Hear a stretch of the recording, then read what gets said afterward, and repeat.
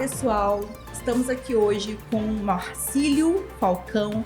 Marcílio Falcão é diplomata de carreira e coordenador geral de administração consular do Itamaraty e organizador do grupo UBIC, maior curso preparatório para concurso na carreira diplomata. Então vamos fazer um podcast sobre um assunto muito interessante que eu tenho certeza que vai fazer a diferença para vocês com relação a mais uma possibilidade, a mais uma área de atuação para os nossos alunos, para os alunos da EPD. Olá, professor, como vai? Olá, Márcia. Muito bem, muito obrigado pela oportunidade. É um prazer falar um pouco mais da minha carreira, uma carreira tão pouco conhecida, né, pelas pessoas.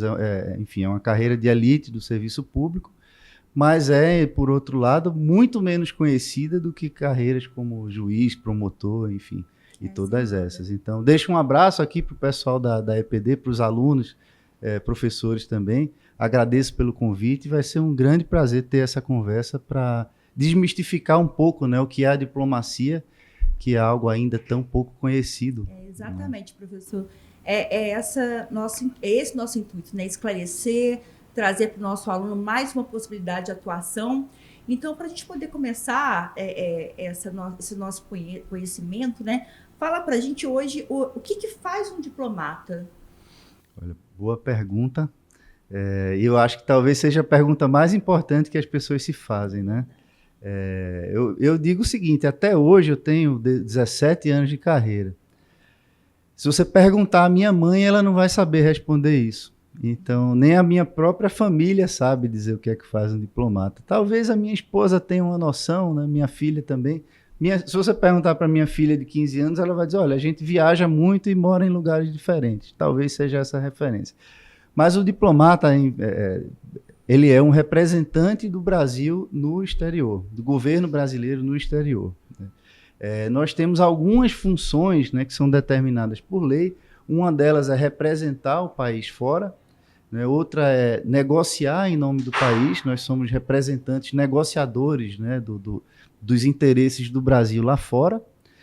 Nós temos também a função de proteção dos brasileiros que estão no exterior, enfim, assistência consular, cuidar dos brasileiros que estão lá fora em alguma dificuldade, e informar também, né? Como nós somos observadores políticos de determinados países, nós costumamos informar a nossa sede, né, que é a Secretaria de Estado, sobre os acontecimentos políticos, sociais, econômicos daquele país em que estamos servindo, né? Isso é o que está no papel. Isso é o que está no papel. Na prática, a gente tem 1000 profissões dentro de uma só, né? O diplomata ele pode trabalhar em diversas áreas. Em Brasília, né, metade dos diplomatas, em geral, ficam em Brasília, e a outra metade distribuída pelos postos no mundo, consulados, embaixadas, missões diplomáticas, né? Sempre em coordenação com Brasília, conversando, recebendo instruções e passando essas informações e atuando como protetores dos brasileiros, negociadores e representantes do país lá fora. E em Brasília temos funções muito bem específicas. O Itamaraty parece que é uma pequena esplanada, né? Ou seja, a gente atua em todas as áreas que o Brasil já atua internamente. Nós temos uma área de temas sociais, uma área que trata de Nações Unidas, né, ONU e esses temas ligados à ONU, área econômica, área política, as áreas bilaterais, ou seja, temos diplomatas internacionais, também. Tanto no plano bilateral, que é relações, por exemplo, né, fica mais fácil de explicar para as pessoas. Brasil, Estados Unidos, Brasil, Argentina, Brasil, Paraguai. Então, nós temos áreas que cuidam especificamente dessas relações que são as chamadas bilaterais. E tem as áreas multilaterais também. Então, divisão climática, a gente trata de temas relacionados ao clima. Isso não é um tema multilateral, ele é de interesse de vários países, né? Temos agora o grupo que cuida do G20, né? Temos o grupo de divisão que cuida de BRICS. Então, são divisões temáticas, né? Temos as áreas geográficas, que são essas que cuidam de países específicos, e temos as temáticas, Temos as áreas de administração também, que é quem cuida das remoções, transporte de bagagem, a administração dos postos, né? A parte de informação do Ministério, desenvolvimento de sistemas. Só por curiosidade, Marcílio, quantos diplomatas nós temos no Brasil, você sabe? Olha, em torno de 1.500. Eu não sei o número preciso, mas não é uma carreira muito, que tem um corpo muito extenso, muito amplo. A gente sente falta, a gente precisa de mais diplomatas, a gente não tem pessoal suficiente para dar conta de tudo que a gente tem que fazer. Sobretudo em Brasília, existe uma carência muito grande de diplomatas. Temos ainda a área consular, né, que é a área em que eu trabalho. Hoje eu sou coordenador geral da administração consular. Eu cuido da parte de infraestrutura, de sistemas consulares, treinamento de pessoal que atua na área consular também. E a área de cerimonial, que é a mais estressante de todas, né? Quem cuida dos eventos, a recepção de presidente, de ministro, isso é super estressante, que é basicamente a organização de eventos e controle de protocolo, né? É uma área bastante tensa, você não tem agenda, você pode ter que acordar às 5 da manhã, 3 da manhã para receber gente em aeroporto. Você não tem agenda. Então, são 1.000 carreiras dentro de uma carreira só. Né? E essa é a riqueza, eu acho, da diplomacia. Diversos braços ali de atuação, né? Então, já que são diversos braços de atuação, né? Fala um pouquinho pra gente da sua carreira, da sua atuação, como é que você chegou, né, a essa escolha pela diplomacia, o que te levou a isso? Olha, eu sempre fui... eu sempre tive muita preocupação com o meu futuro. Até demais, eu acho. Devia ser um pouco menos. Mas, enfim, é uma coisa pessoal, as pessoas são diferentes, né? Quando eu era adolescente, eu tinha uma preocupação muito grande. O que é que eu vou fazer da minha vida? E o adolescente tem esse problema. Adolescente, eu digo 17 anos, 18, eu já não sabia muito bem. Eu acho que é uma idade muito cedo para você saber o que você quer fazer para o resto da vida. E eu tinha aquela coisa, aquele embrião, sabe? Eu sempre gostei de idiomas estrangeiros, eu gosto de conversar com pessoas de culturas diferentes. A ideia de morar no exterior me animava, Então eu achei, olha, talvez diplomacia seja uma coisa interessante. Eu tinha uma noção um pouco que o diplomata trabalhava fora, mas assim, não conhecia o que é que faz o diplomata de verdade. E isso eu só fui descobrir depois que eu passei na prova. Mas eu tinha aquela vontade, aquele interesse, eu gostava muito de idiomas quando estava já na faculdade, de jornalismo. E aos 25 anos, quando eu estava ali, tinha acabado de me formar, acabado de me formar, devo ter me formado em maio, junho, e comecei a estudar para o concurso em setembro, porque eu já namorava há 3 anos, praticamente, quase 3 anos. E, enfim, eu era professor de inglês, eu dava aula de inglês desde os 16 anos. Não tinha condições financeiras, enfim, não tinha carro, eu não tinha menor perspectiva de poder casar, de sustentar um apartamento, uma casa, uma família, né, com aquele salário de professor de inglês. Isso aos 25 anos.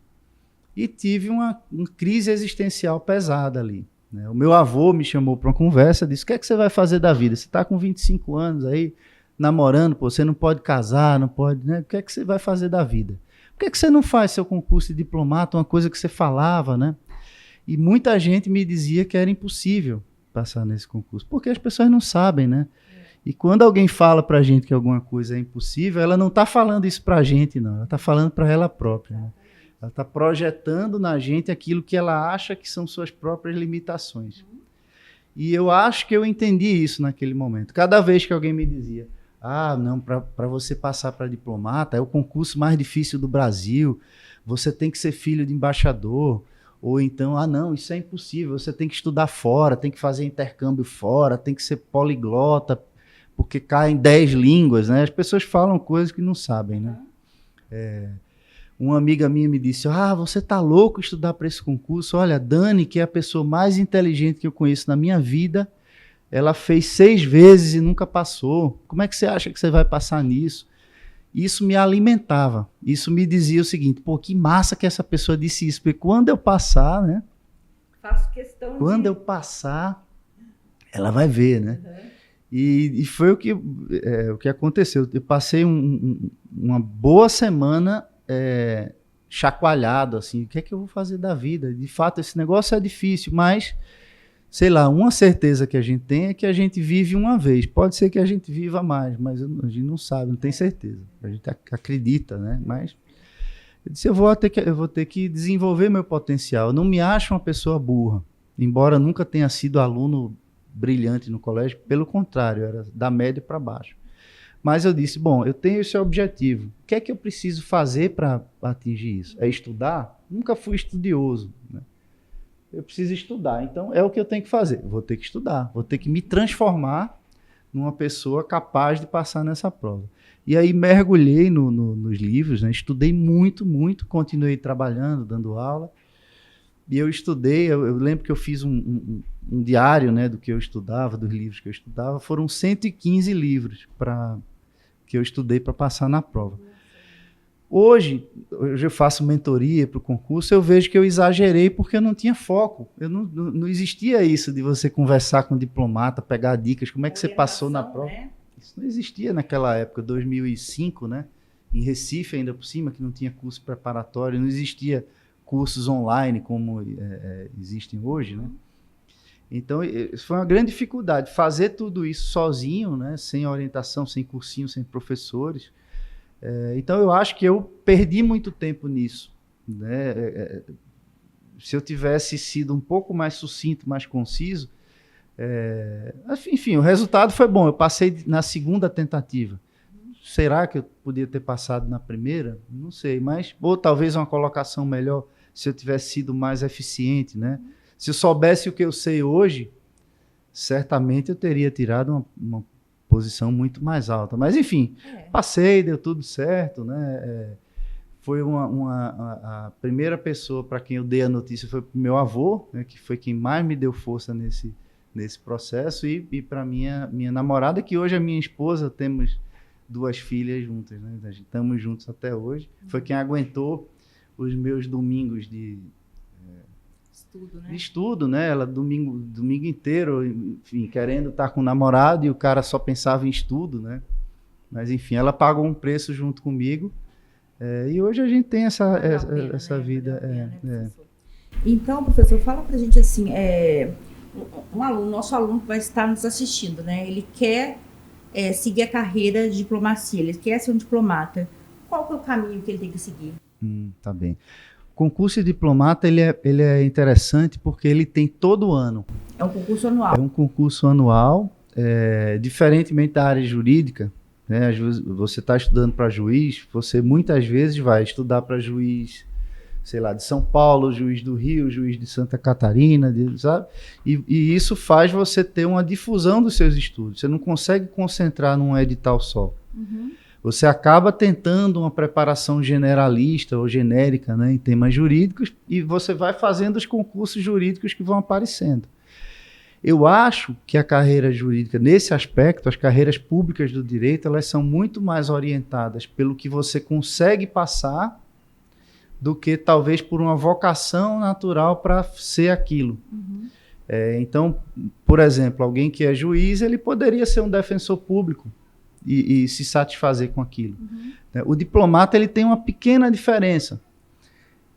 A gente é um pouco mais chamado pela vocação, porque as matérias que a gente estuda para o concurso de diplomata, elas só servem para o concurso de diplomata. Entendi. Então, quando você decide fazer o concurso público para diplomata, que é anual, você tem essa vantagem. Bom, eu sei que se eu não passar esse ano que vem, eu tenho concurso de novo e eu vou tentar de novo. Então, as pessoas se preparam, em média, 3, 4 anos para passar na prova de diplomata. Mas você estuda matérias como economia, geografia, a parte geopolítica, né, dentro da geografia também, história do Brasil, história mundial, política internacional, que é toda a parte de relações exteriores, temas globais, enfim. Português, inglês, francês e espanhol. São 4 idiomas, contando o nosso próprio idioma. Só que o que é interessante? muita gente acha, eu preciso falar inglês fluentemente para ser diplomata, preciso falar francês. Não, isso não é verdade. A prova ela é muito específica, ela cobra competências linguísticas e parâmetros muito específicos, que são as modalidades escritas do idioma. Você não é cobrado pela sua capacidade de falar, né? Nem a compreensão auditiva. Você tem que fazer, na prova de inglês, por exemplo, uma redação sobre um tema complexo, né? Uma tradução, ou seja, você vê o texto em inglês e traduz para o inglês. Sim. Aliás, o contrário, o texto em inglês traduz para o português. O contrário, que a gente chama de versão, você vê um texto em português e aí traduz para o inglês. E um resumo de um texto. Eles dão um texto longo, você tem que fazer um resumo desse texto. São as 4 competências da prova discursiva de inglês, que é a prova de segunda fase no concurso. Francês e espanhol é uma variação disso. Você tem um resumo e uma versão, né? Um texto em português para você traduzir para o francês e um resumo de um texto. Então, você não precisa saber falar uma palavra. Sim.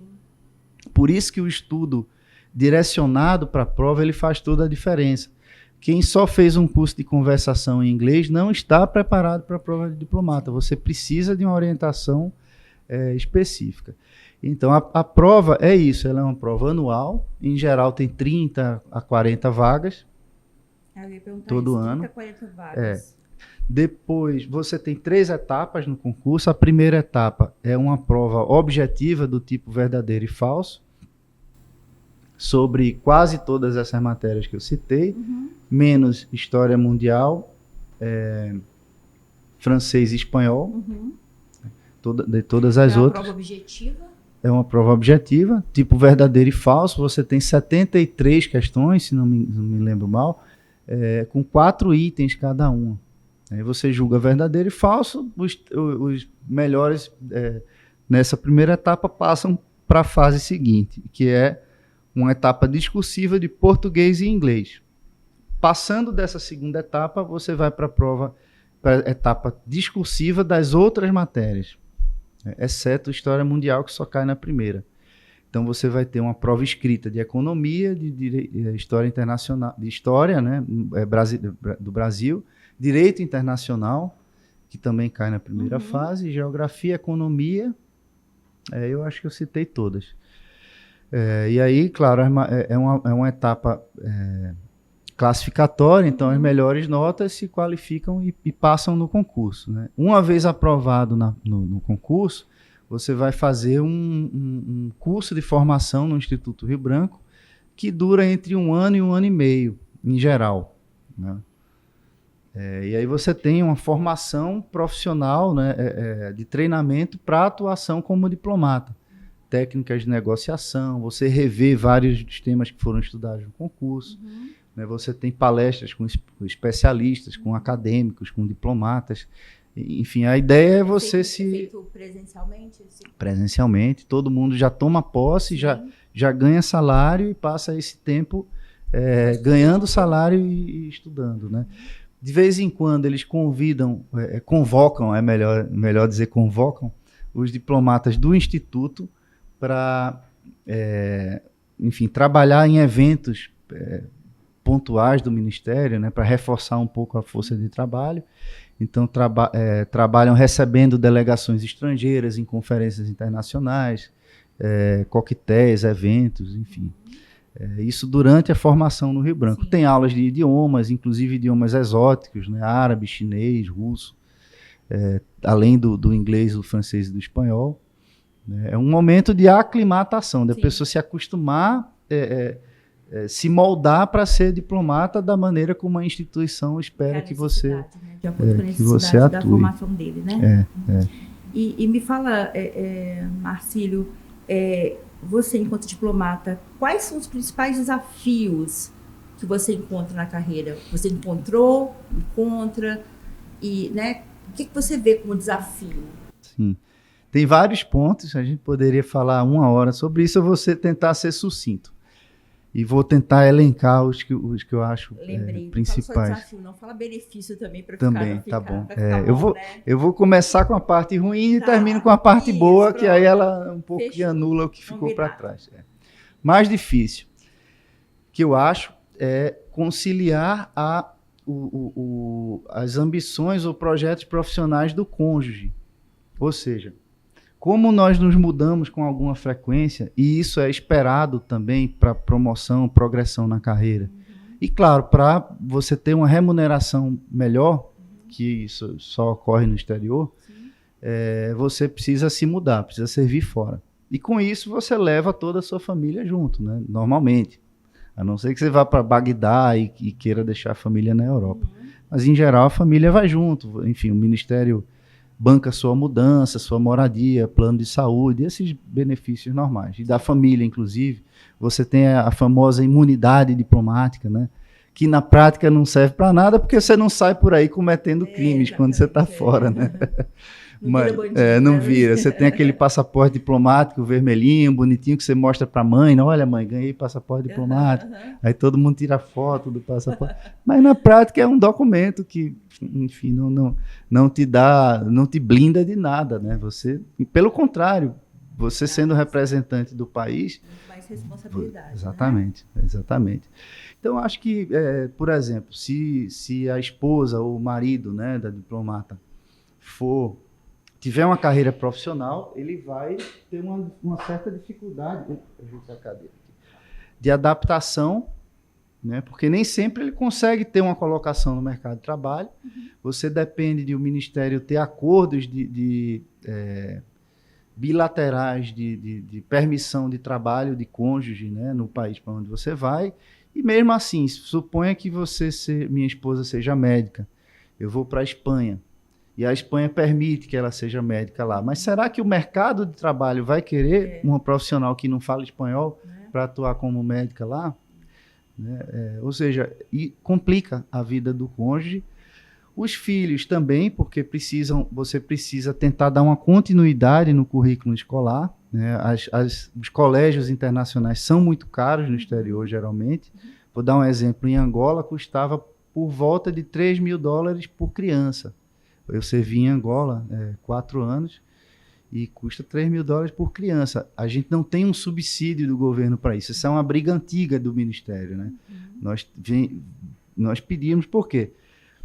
Nós não temos a opção de colocar num colégio brasileiro quando a gente está fora, né? E a gente tem, quase que forçado a colocar no internacional para que a criança tenha alguma continuidade nos estudos. Nós somos forçados pela situação.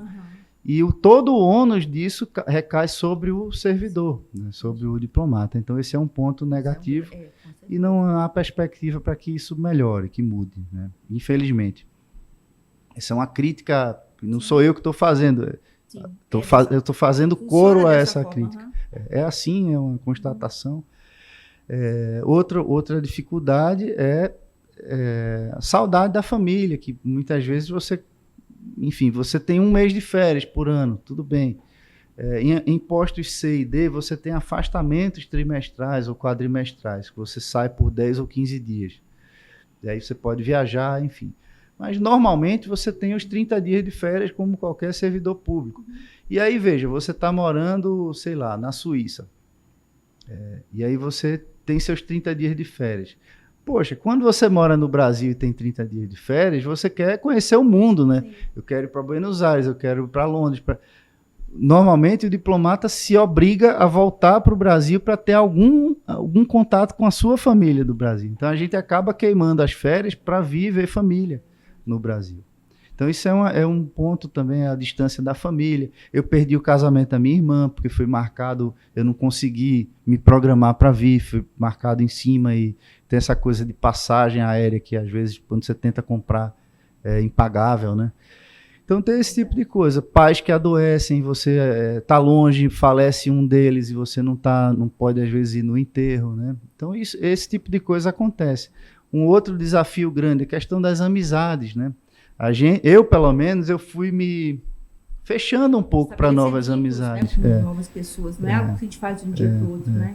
E quando você faz, aí chega a hora de ir embora. O que é que você faz? Seu coração quebra, né, em pedaços de saudade das amizades que te acompanharam ali nos últimos 3, 4 anos. Então, esses são os principais desafios mesmo, né? E benefícios, o que é que eu digo? Você tem carreiras jurídicas, né, no Brasil, públicas, e na área de direito também, que tem uma remuneração inicial excelente, né? O judiciário, principalmente, tem cargos que têm uma remuneração muito maior do que a do diplomata no começo de carreira, que fica ali por volta dos R$20 mil brutos, né? Quem está começando a carreira. E eu acho que chega a 30 no fim da carreira, mas isso no Brasil, né? Tem carreiras da área jurídica que você já começa ganhando isso. Ou seja, ganhando o que um diplomata ganha no fim da carreira. Então, muita gente fala, mas então não vale a pena financeiramente ser diplomata, é melhor estudar para ser juiz ou procurador. E eu digo, se sua única base de comparação é o salário, é óbvio, né, que sim. Agora, você considera que o diplomata ele fica uma boa parte da carreira fora do Brasil. E fora do Brasil nós ganhamos em dólar. Eu vi uma pesquisa recente que falava dos 3 maiores salários públicos, né, do Brasil. E eu acho que o diplomata estava em segundo ou terceiro, porque eles pegam a média das remunerações no exterior.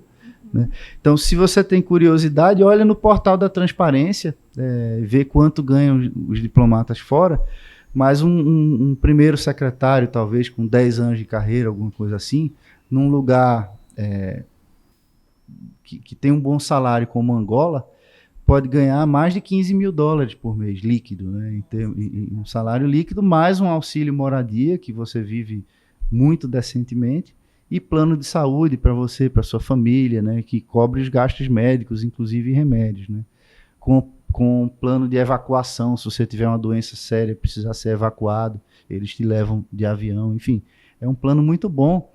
Esses são os benefícios da carreira. Financeiros são estar fora do Brasil, né, e ter um salário maior e ter uma possibilidade de poupança. E tem, claro, a questão da experiência de vida. Você vai aprender outras línguas, você vai dar à sua família a oportunidade de viver numa cultura diferente, né? Os filhos, a minha filha mais velha, por exemplo, ela é trilíngue perfeita, então fala espanhol perfeitamente, porque foi criada na Espanha e no Paraguai. E inglês também, porque fez escola internacional a vida inteira. Então ela conversa nas 3 línguas com muita... Isso não tem preço, né? É uma bagagem cultural que ela não se dá conta do quanto isso agrega na formação intelectual dela. E a própria questão da abertura e sensibilidade a outras culturas, né? Nós moramos em Angola, um país africano, enfim, tem sempre aquela coisa do um pouco de... não diria preconceito, mas existe um estranhamento um pouco na África de estrangeiros, né? Enfim, por todo o histórico. Então, conviver com pessoas diferentes enriqueceu bastante a minha família, né? Ou seja, diferente no sentido de ser uma cultura diferente e romper qualquer tipo de preconceito, né? E ter uma convivência como deveria ser em todo lugar, harmônica, e as crianças brincarem juntas e sentarem pensando quem é branca, quem é negro, sabe? Quem é amarelo, como deveria ser sempre. Então, minhas filhas cresceram sem nenhum preconceito, né? Como não é o caso de quem mora no Brasil, né? A gente tem essa história do racismo, que ainda é um fator muito presente, né, na nossa sociedade. E é muito bom você ver seus filhos crescerem num ambiente em que isso não existe, ou elas não percebem que existe e tratam todo mundo igual e sem nenhum tipo de preconceito, né? Perfeito, professor. Acho que o senhor nos convenceu aqui, né, quanto à carreira. Agora, fala para os nossos alunos uma dica de estudos para aqueles que querem fazer o concurso. Tá bem. Muita gente erra bastante nessa preparação. Por quê? O que é que eu acho? Quem estuda para um concurso público, ou acho que para qualquer outra coisa, um mestrado, um doutorado, a pessoa tem que ter consciência das especificidades daquele certame, né, daquele desafio.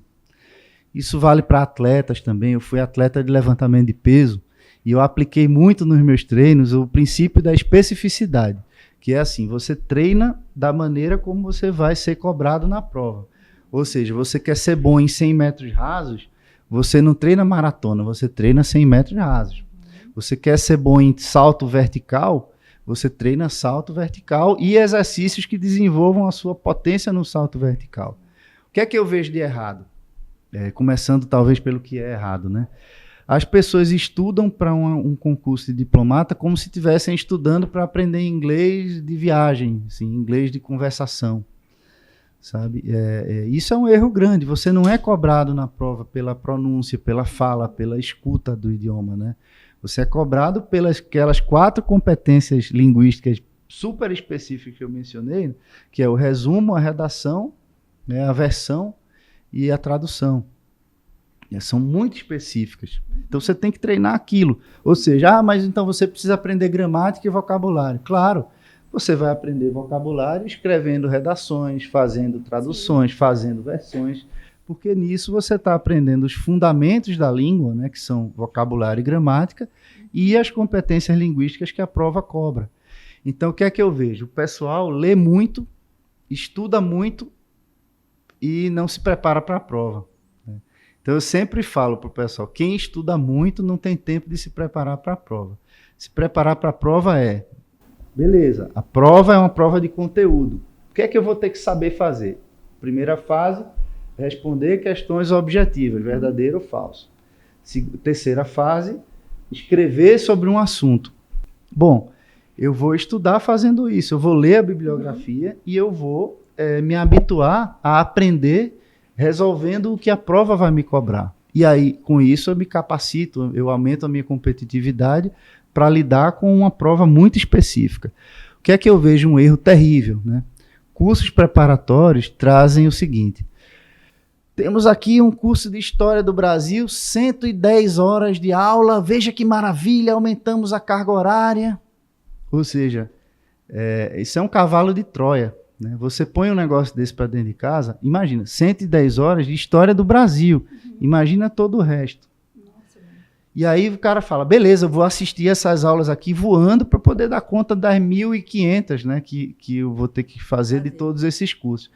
Aí a pessoa fica desesperada, porque o edital é muito extenso, ela fica, se sente incapaz, porque ela não tem noção de progresso. Você tem 10 matérias para estudar ao mesmo tempo e você estuda um pouquinho de cada uma. Você não vê o negócio avançar. Né? O curso não acaba nunca. E mesmo quando acaba, você estudou mal. Por quê? Para cada hora de aula que você assiste, não dá para dizer que você vai aprender assistindo aquilo. Você precisa fazer alguma coisa com aquele conteúdo. Né? Você precisa digerir aquilo, saborear, refletir, né? Depurar aquilo que foi estudado. Então, para cada hora de aula, eu diria que você precisa de 3 para, de alguma maneira, garantir que você vai lembrar daquilo depois. E, inclusive, criar materiais, como o edital é muito extenso, você precisa criar materiais de apoio que vão ser o seu repositório de conhecimento. Porque o livro que eu estudei hoje, daqui a um ano eu não vou lembrar o que eu estudei nesse livro. Eu tenho que espremer como se eu estivesse tirando ali o sumo, né, o néctar daquele negócio e colocar em algum lugar. Aquele lugar é que vai passar a ser a minha referência de estudos. Então, eu acho que essa é a principal dica, né? Não entrar nessa falácia de cursos intermináveis. Que nunca, se alguém fala carga horária é 40 horas, não é 40, é 150, 160, 120. Né? Pelo menos num objetivo tão específico quanto um concurso público. Né? Então, essas 2 dicas, né? Estudar com especificidade, ou seja, da maneira como a prova vai cobrar, produzir um material de estudos que vai te permitir acumular conhecimento e usar aquilo como material de revisão, é outra dica importante, e outra é estudar por ciclos, né? Ou seja, você tem 10 matérias para estudar. Você não vai começar estudando as 10 ao mesmo tempo. Você vai começar com 3. Aí você fala, bom, eu vou fechar esse edital em quanto tempo? 1 ano e meio? Tá bem. Então eu vou pegar 6 meses para 3 matérias, 6 meses para 4, 6 meses para outras 3. Se divide em ciclos. Nesses 6 meses, você mata todo o conteúdo que você tem daquelas 3 matérias que você colocou, né, naquele ciclo. E aí você vai consumir a bibliografia, ver as aulas, responder questões, para que quando você termine aquele ciclo, você já esteja capacitado para lidar com a prova daquelas matérias. Uhum. E aí você avança para um grupo seguinte de matérias. Aí você cria um problema, que é a revisão. Você vai precisar encaixar num segundo ciclo dias estratégicos de revisão das matérias que não estão mais sendo estudadas naquele ciclo, das que ficaram no ciclo anterior. Sim. Então, você reserva um dia na semana só para revisar aquelas que você começou estudando.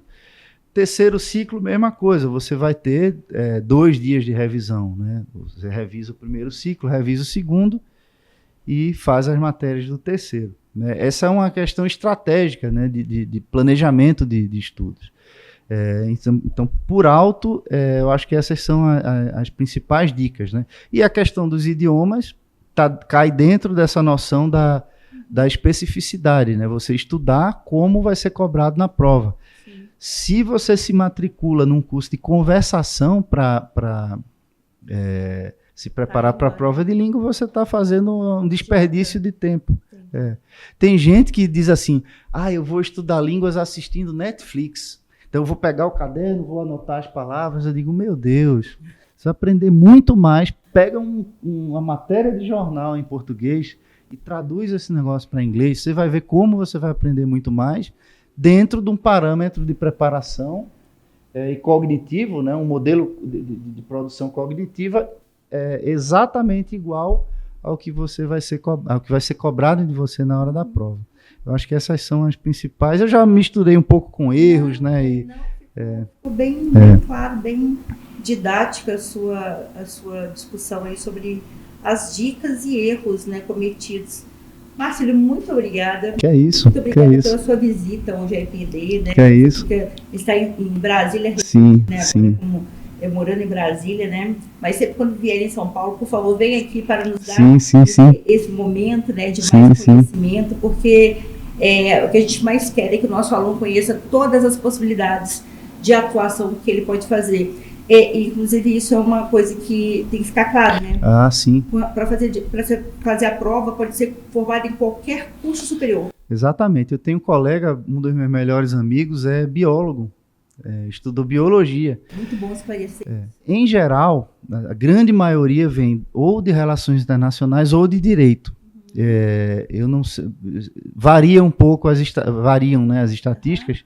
Tem ano que tem mais gente em direito, tem gente em relações internacionais, mas quem faz direito é um excelente curso para quem pensa em ser diplomata.